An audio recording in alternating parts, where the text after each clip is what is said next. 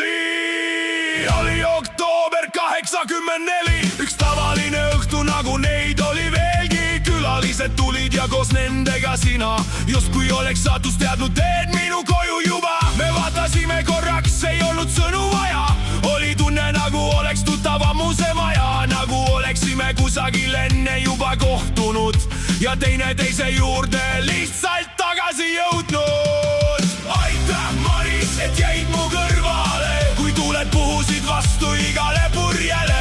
Kui oli raske, kui oli pime tee, sa hoidsid kinni ja uskusid meisse veel. Aitäh, Maris, kõigi nende aastate eest, 2 tütre ja 4 lapse eest. Kui uuesti algaks kõik see tee, valiksin sind ikka ja jälle enda kõrvale.